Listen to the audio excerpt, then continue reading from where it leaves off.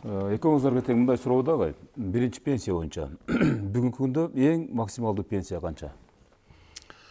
Бүгүнкү күндө эң максималдуу пенсия ош шаары боюнча 112 миң. 112 миң сом. Бунун өзүнчө баягындай шарттары бар, төлөө шарттары бар, талап кылган документтер бар, баардык ошол. Бардыгы бар. Бул киши өзү пенсияга чыккандан кийин дагы иштеп, ошо иштегендиги үчүн дагы камсыздандыруу төлөмдөрүн төлөйт. Ошо камсыздандыруу төлөмдөрү төлөнгөн жылга, жыл бүткөндөн кийин дагы кайра эсептөө болуп пенсиясына кошулуп берилет. Эң көп жөлөк пул. Эң көп жөлөк пул бул бир жылдай болуп калды. Бийик тоолуу аймактарга берилүүчү жөлөк пул 3000 өлчөмүндө берилет. 3000 сом 3000 өлчөмүндө 3-чү балага берилет. Жөлөк пул кайсы жаш куракта токтойт? Таптакыр. Анан кайсы жаш куракка карабай улана берет?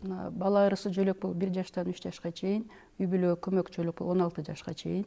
Анан мына бийик тоолуу аймактарда тоже 16 жашка чейин берилет. Мурда буга чейин ушул жөлөк пул жанагы атасынын эгерде мисалы өтүп кеткен болсо, ошо атасынын атынан да ошо баласына жазылып берүүчү жөлөк пул да бар. Ошол барбы дагы эле? Багуучусунан ажырагандарга берилет. Если атасы иштеп жүрүп өтүп кеткен болсо, ошо атасынын пенсиясы баласына төлөнүп турат 23 жашка чейин. Если студент болуп окуп жүргөн болсо, 23 жашына чейин төлөнөт.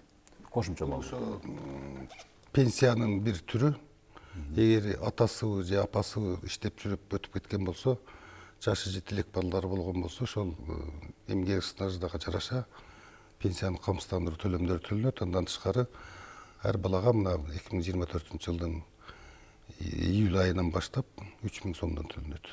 3000 сомдон ошого кошумча дагы бай атасынын же апасынын иштеп жүрүп камсыздандыруу төлөмдөрү төлөгөндүгү үчүн ошол өзүнчө дагы эсептелинип кошулат да. Анан булар дагы жанагы 1-октябрда индексация болгондо индексация болуп кошулат.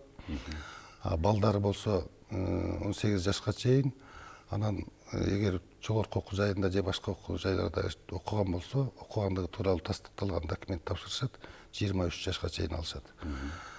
Былтыркы жылга чейин баягы күндүзгү бөлүмдө гана окуган балдарга төлөнөт эле 23 жашка чейин.